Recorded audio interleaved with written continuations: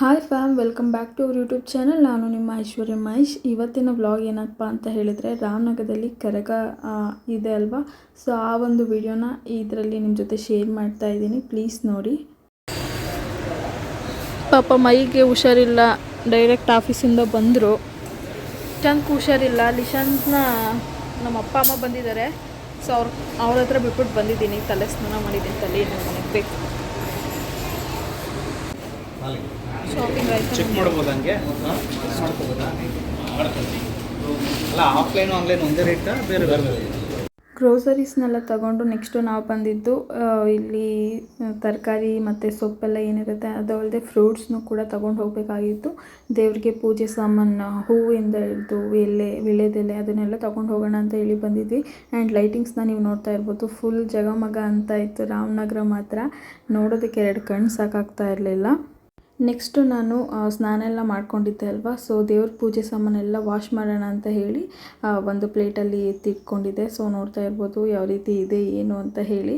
ನಾನು ಇದನ್ನು ಫಸ್ಟು ಹುಣಸೆ ಹಣ್ಣಲ್ಲಿ ಚೆನ್ನಾಗಿ ವಾಶ್ ಮಾಡಿಬಿಟ್ಟು ಅದಾದಮೇಲೆ ಶುದ್ಧಮ್ ಜೆಲ್ ಅಂತ ಬರುತ್ತೆ ನೋಡಿ, ವಿಮ್ದು, ಸೊ ಅದನ್ನು ಯೂಸ್ ಮಾಡ್ತೀನಿ. ಅದನ್ನು ಯೂಸ್ ಮಾಡೋದ್ರಿಂದ ಸ್ವಲ್ಪ ಬೇಗ ಕ್ವಿಕ್ಕಾಗಿ ವಾಶ್ ಆಗುತ್ತೆ ಅಂತಲೇ ಹೇಳ್ಬೋದು. ಸೊ ನೋಡ್ತಾ ಇರ್ಬೋದು ಮೊದಲು ಯಾವ ರೀತಿ ಇತ್ತು, ಇವಾಗ ವಾಶ್ ಮಾಡಿದ ಮೇಲೆ ಯಾವ ರೀತಿ ಕಾಣಿಸ್ತಾ ಇದೆ ಅಂತ ಹೇಳಿ.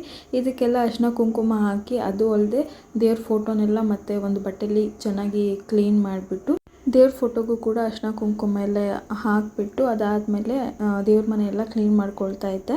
ಇವಾಗ ಒಂದೊಂದೇ ಈಗ ದೇವ್ರ ಪೂಜೆ ಸಾಮಾನೆಲ್ಲ ಏನಿದೆ ಅದನ್ನೆಲ್ಲ ಒಂದೊಂದೇ ಜೋಡಿಸ್ತಾ ಇದ್ದೀನಿ. ನಾನು ಇದನ್ನು ಹಬ್ಬದ ಹಿಂದಿನ ದಿನವೂ ಮಾಡ್ಕೋಬೋದಾಗಿತ್ತು, ಬಟ್ ಆದರೆ ಲಿಶಾಂತ್ಗೆ ಸ್ವಲ್ಪ ಹುಷಾರಿಲ್ಲ. ಹಾಗಾಗಿ ನಾನೇನು ಮಾಡಿದೆ, ಟೈಮ್ ತೊಗೊಂಡು ಮಾಡ್ಕೊಳ್ಳೋಣ ಅಂತ ಹೇಳಿ ಮನೆ ಕ್ಲೀನ್ ಮಾಡೋದೇ ಆಗೋಯಿತು. ಸೊ ಹಬ್ಬದ ದಿನವೇ ನಾನು ಇದನ್ನೆಲ್ಲ ಕ್ಲೀನ್ ಮಾಡ್ಕೊಳ್ತಾ ಇದ್ದೀನಿ. ಸೊ ಹಾಗಾಗಿ ಸ್ವಲ್ಪ ಏನಂತಾರೆ, ನಂಗೆ ಟೈಮೇ ಸಾಕಾಗ್ತಾ ಇರಲಿಲ್ಲ. ಅಷ್ಟರಲ್ಲಿ ಅಮ್ಮ ಕೂಡ ಬಂದರು, ಅಮ್ಮ ಅಪ್ಪ. ಸೊ ಅಮ್ಮ ಅಪ್ಪ ಲಿಶಾಂತ್ನ ನೋಡ್ಕೊಳ್ತಿರೋದ್ರಿಂದ ನಾನು ದೇವ್ರ ಮನೆ ಎಲ್ಲ ಕ್ಲೀನ್ ಮಾಡಿಕೊಂಡು ಈಗ ಏನೇನು ಬೇಕು ಪ್ರಿಪ್ರೇಷನ್ ಅದನ್ನೆಲ್ಲ ನಾನು ಮಾಡ್ಕೊಳ್ತಾ ಇದ್ದೆ.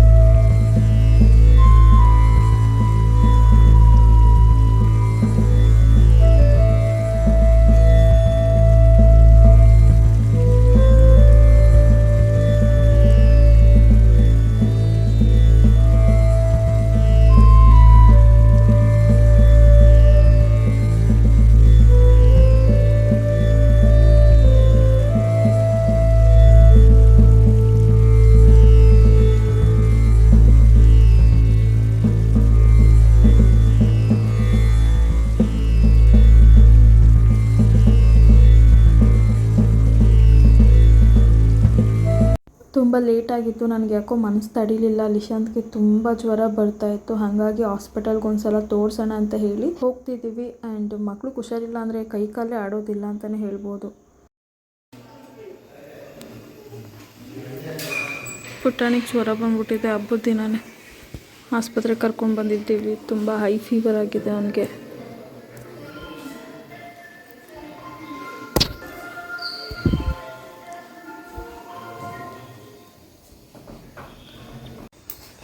ಇವಾಗ ಚೆಕಪ್ ಎಲ್ಲ ಆಯಿತು, ಮನೆಗೆ ಕರ್ಕೊಂಡು ಹೋಗ್ತಾ ಇದ್ದೀನಿ. ಎಷ್ಟು ಸಣ್ಣ ಆಗ್ಬಿಟ್ಟಿದ್ದಾನೆ ಅಂದರೆ ಮುಖ ಎಲ್ಲ ಇಳ್ದೋಗ್ಬಿಟ್ಟಾಯ್ತು ಒಂದು ಫೇಸ್.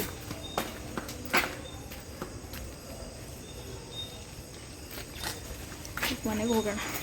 ಸೊ ಆಸ್ಪತ್ರೆಯಿಂದ ಬಂದಮೇಲೆ ಲಿಶಾಂತ್ಗೆ ರತ್ನೀರು ಮಾಡ್ತು ಅಮ್ಮ. ಆ್ಯಂಡ್ ಏನಂತಾರೆ ಇದು, ದೃಷ್ಟಿ ತೆಗೆದ್ರು. ಸೊ ಅದ್ರದ್ದು ಏನು ವೀಡಿಯೋ ಮಾಡ್ಕೊಳ್ಳಿಲ್ಲ ನಾನು. ಆ್ಯಂಡ್ ಇವಾಗ ತರಕಾರಿ ಸಾಂಬಾರು ಮತ್ತು ಮುದ್ದೆ ರೈಸ್ ಮಾಡಿದ್ದೆ ಆಸ್ಪತ್ರೆಗೆ ಹೋಗೋಕ್ಕಿಂತ ಮುಂಚೆ. ಸೊ ಎಲ್ಲರದು ಊಟ ಆಯಿತು. ಲಿಶಾಂತ್ಗೆ ಈಗ ಊಟ ಮಾಡಿಸ್ದೆ. ಸ್ವಲ್ಪ ಇವಾಗ ಓಡಾಡ್ಕೊಂಡಿದ್ದಾನೆ. ಆ್ಯಂಡ್ ಮಕ್ಕಳನ್ನ ಈ ಸ್ಥಿತಿ ನೋಡೋಕ್ಕಾಗಲ್ಲ, ಜ್ವರ ಬಂದುಬಿಟ್ರೆ, ಅದರಲ್ಲೂ ಹಬ್ಬದ ಟೈಮಲ್ಲಿ ಜ್ವರ ಬಂದರೆ ಯಪ್ಪ ಆಗಲ್ಲ. ಸೊ ತೆಂಬಿಟಾಡ್ತಿಗೆ ಅಮ್ಮ ಎಲ್ಲ ಪ್ರಿಪೇರ್ ಮಾಡ್ತಾ ಇದ್ದಾರೆ. ನಾನು ಸ್ವಲ್ಪ ಊಟ ಮಾಡ್ಕೊತೀನಿ. ಟೈಮ್ ಬಂದು 11 ಗಂಟೆ ಆಗಿದೆ ರಾತ್ರಿ. ನಾನು ಊಟ ಮಾಡೋಷ್ಟಲ್ಲ 11:15 ಆಗೋಗುತ್ತೆ. ಅಷ್ಟು ಲೇಟಾಗಿ ತಿಂತೀನಿ ನಾನು. ಲಿಶಾಂತ್ ಸ್ವಲ್ಪ ಇವಾಗ ಓಡಾಡ್ತಾ ಇದ್ದಾನೆ. ಸೊ ಊಟ ಆದಮೇಲೆ ಸಿಗ್ತೀನಿ ಗೈಸ್. ನಾವು ಹಾಸ್ಪಿಟಲಲ್ಲಿ ಚೆಕ್ ಮಾಡಿಸಿದಾಗ ಡಾಕ್ಟರ್ ಹೇಳಿದ್ದು ಹೈ ಫೀವರ್ ಬಂದಿದೆ ಪಾಪುಗೆ ಅಂತ ಹೇಳಿ. ಇವಾಗ ಮಳೆಗಾಲ ಬಂದಿರೋದ್ರಿಂದ ಸೊ ಮಕ್ಕಳಿಗೆ ನಾನೇನು ಅವನ್ನ ಹೊರಗಡೆ ಬಿಡೋದಿಲ್ಲ, ಮನೆ ಒಳಗಡೆನೇ ಇಡ್ತಾನೆ. ಬಟ್ ಆದರೆ ಈ ಫ್ಲೋರ್ ಎಲ್ಲ ಏನಿರುತ್ತೆ ಅದು ಥಂಡಿ ಇರೋದ್ರಿಂದ ಸಾಕ್ಸ್ ಹಾಕಿದ್ರೂ ಆ ಶೀತ ಮಕ್ಕಳಿಗೆ ಬರುತ್ತೆ. ಆ್ಯಂಡ್ ಇದನ್ನು ಹೈ ಫೀವರ್ ಇರೋದ್ರಿಂದ ಅವನಿಗೆ ಟೆಂಪ್ರೇಚರ್ ಕೂಡ ಅವಾಗವಾಗ ಚೆಕ್ ಮಾಡ್ತಾ ಇರಬೇಕಾಗುತ್ತೆ ಅಂತ ಹೇಳಿ ಇದನ್ನು ಕೂಡ ತಗೊಂಡೆ. ನಾನು ಹಾಸ್ಪಿಟಲಲ್ಲಿ ತಗೊಂಡಿದ್ದು, ಇದನ್ನು ಡಾಕ್ಟರೇ ರೆಕಮೆಂಡ್ ಮಾಡಿದ್ದು. ಸೊ ಮಕ್ಕಳಿರೋ ಮನೇಲಿ ಇದು ಟೆಂಪ್ರೇಚರ್ ಚೆಕ್ ಮಾಡೋದು ಇರಲೇಬೇಕು ಅಂತ ಹೇಳಿದ್ರು, ಹಾಗಾಗಿ ಇದನ್ನು ತಗೊಂಡೆ. ಆ್ಯಂಡ್ ಅವನೇನಾದರೂ ಟಾನಿಕ್ ತಗೊಂಡ್ರೆ ವಾಮಿಟ್ ಮಾಡ್ಕೊಳ್ತಾನೆ ಅಂತ ಹೇಳಿ ವಾಮಿಟ್ ಮಾಡಿಕೊಂಡ್ರೆ ಈ ಒಂದು ಟಾನಿಕ್ನ ನೀವು ಹಾಕಬೇಕಾಗತ್ತೆ ಅಂತ ಹೇಳಿ ಡಾಕ್ಟರ್ ಅದನ್ನು ಕೂಡ ಕೊಟ್ಟಿದ್ದರು. ಆ್ಯಂಡ್ ಐ ಫೀವರ್ ಇರೋದ್ರಿಂದ ಸೊ ಈ ಒಂದು ಟಾನಿಕ್ನ ನನಗೆ ರೆಕಮೆಂಡ್ ಮಾಡಿದ್ರು ಡಾಕ್ಟರು ಪಾಪುಗೆ. ಲಿಶಾಂತ್ನಂತೂ ನನಗೆ ನೋಡೋದಕ್ಕೆ ಆಗ್ತಾ ಇರಲಿಲ್ಲ. ನಾನು ದೇವ್ರ ಹತ್ರ ಕೇಳ್ಕೊಳ್ತಾ ಇದ್ದೆ, ನನ್ನ ಮಗನಿಗೆ ಬಂದಿರೋ ಜ್ವರ ನನಗಾದರೂ ಕೊಡಪ್ಪ, ನಾನಾದರೂ ತಡ್ಕೊಳ್ತೀನಿ, ನನ್ನ ಮಗನಿಗೆ ಅದನ್ನು ತಡೆಯೋ ಶಕ್ತಿ ಇಲ್ಲ ಅಂತ ಹೇಳಿ ನಂಗೆ ನಿಜವಾಗ್ಲೂ ಅಳುನೇ ಬರ್ತಾಯಿತ್ತು. ಹಬ್ಬದ ಟೈಮಲ್ಲಿ ಏನಪ್ಪ ಈ ರೀತಿ ಆಗೋಯ್ತಲ್ಲ ಅಂತ ಹೇಳಿ. ಸೊ ಏನೂ ಮಾಡೋಕ್ಕಾಗಲ್ಲ.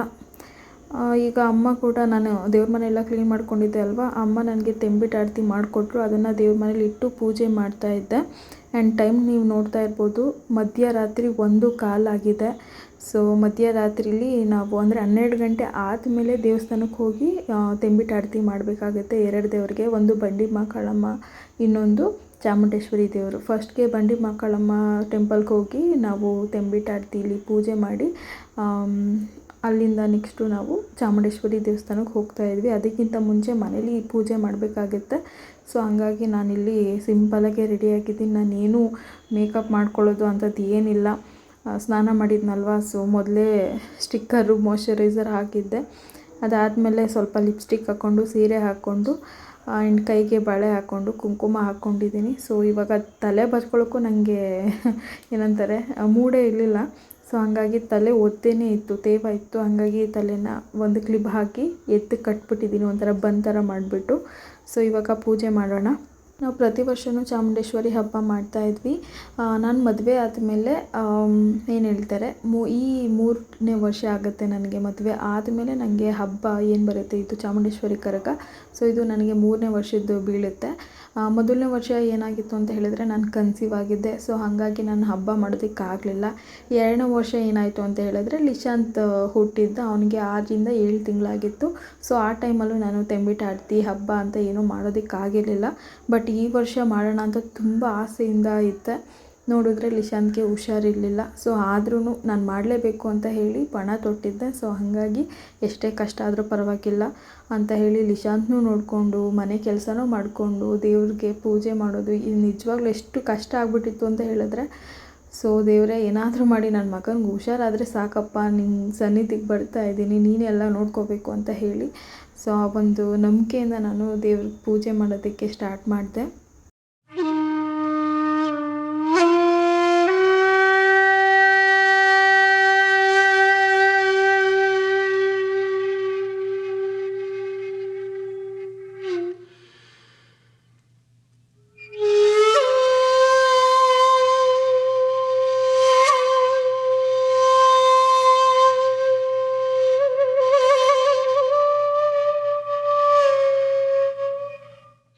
ಪೂಜೆ ಸಾಮಾನೆಲ್ಲ ಇದರಲ್ಲಿ ಇಟ್ಟಿದ್ದೀನಿ. ಸೊ ಇದನ್ನು ತೊಗೊಂಡು ಹೋಗ್ಬೇಕು ಇವಾಗ ಆರತಿ ತಟ್ಟೆ ಜೊತೆಗೆ.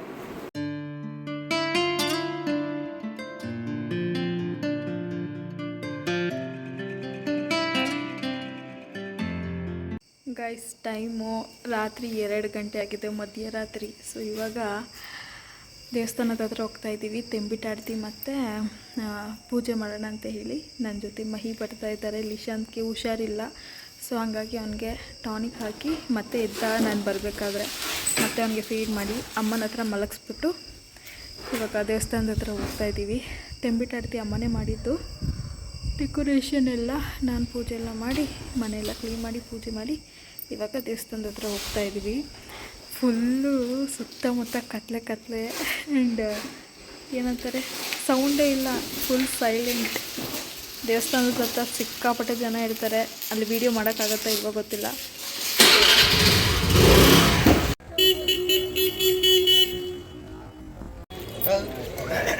ಈಗ ಟೆಂಪಲ್ ಹತ್ರ ಬಂದಿದ್ದೀವಿ. ಸೊ ಪೂಜೆಗೆ ಹೋಗೋಣ ಬನ್ನಿ.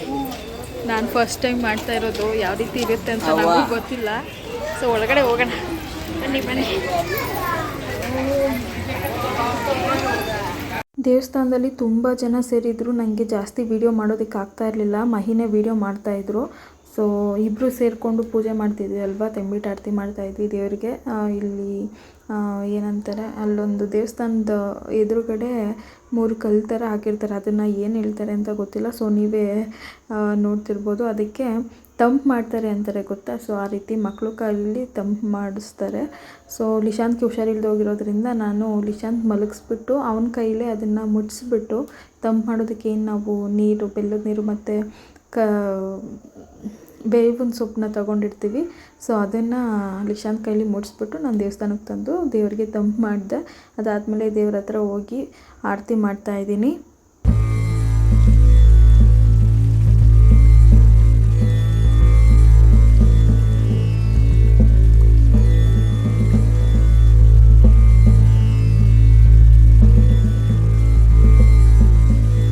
ಅದಾದಮೇಲೆ ನೆಕ್ಸ್ಟು ನಾವು ಬಂದಿದ್ದು ಚಾಮುಂಡೇಶ್ವರಿ ದೇವಸ್ಥಾನಕ್ಕೆ. ಸೊ ನೀವು ನೋಡ್ತಾ ಇರ್ಬೋದು, ಬೆಳಗಿನ ಜಾವ 3 ಗಂಟೆ ಆಗಿತ್ತು, 2:15 ಅನ್ಕೋತೀನಿ, 2:15 ಆಗಿತ್ತು. ಸೊ ಆ ಟೈಮಲ್ಲಿ ಡೆಕೋರೇಷನ್ ಎಲ್ಲ ಮಾಡ್ತಾಯಿದ್ರು ಪಾಪ ಹುಡುಗರುಗಳೆಲ್ಲ. ಸೊ ಅವ್ರಿಗೂ ನಿದ್ದೆ ಇಲ್ಲ, ಪೂಜಾರಿಗೂ ನಿದ್ದೆ ಇಲ್ಲ, ನಮಗೂ ನಿದ್ದೆ ಇಲ್ಲ, ಹಾಗಾಗಿತ್ತು. ಸೊ ದೇವಸ್ಥಾನದ ಅಲ್ಲೂ ಹೋಗಿ ಹೊರಗಡೆನೆ ಪೂಜೆ ಎಲ್ಲ ಮಾಡಿಬಿಟ್ಟು ಅದಾದಮೇಲೆ ದೇವ್ರ ದರ್ಶನ ಪಡ್ಕೊಳ್ಳೋಣ ಅಂತ ಹೇಳಿ ಎಲ್ಲ ಲೈನಲ್ಲಿ ಹೋಗ್ತಾಯಿದ್ವಿ, ಕ್ಯೂ ಸಿಸ್ಟಮಲ್ಲಿ.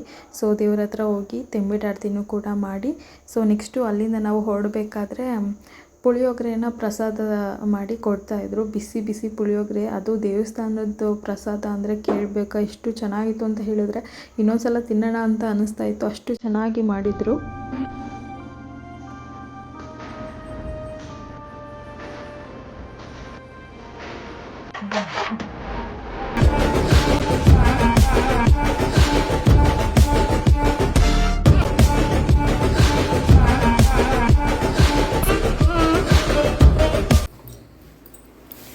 ಸೊ ಗೈಸ್, ಇವಾಗ ಜಸ್ಟ್ ಮನೆಗೆ ಬಂದೆ ಆ್ಯಂಡ್ ತುಂಬ ಚೆನ್ನಾಗಿತ್ತು ಪೂಜೆ. ಆ್ಯಂಡ್ ನಾನು ಫಸ್ಟ್ ಟೈಮ್ ಮಾಡಿರೋದು ತಂಬಿಟ್ಟು ಆರತಿನ ಚಾಮುಂಡೇಶ್ವರಿ ದೇವಿಗೆ. ಸೊ ಸಖತ್ತಾಗಿತ್ತು ಆ್ಯಂಡ್ ಎಕ್ಸ್ಪೀರಿಯೆನ್ಸ್ ಚೆನ್ನಾಗಿತ್ತು. ಆ್ಯಂಡ್ ಪ್ರತಿ ವರ್ಷವೂ ಮಾಡಬೇಕು ಅಂತ ಆಸೆ ಆಗ್ತಾ ಬರ್ತಾ ಇದೆ ನನಗೆ.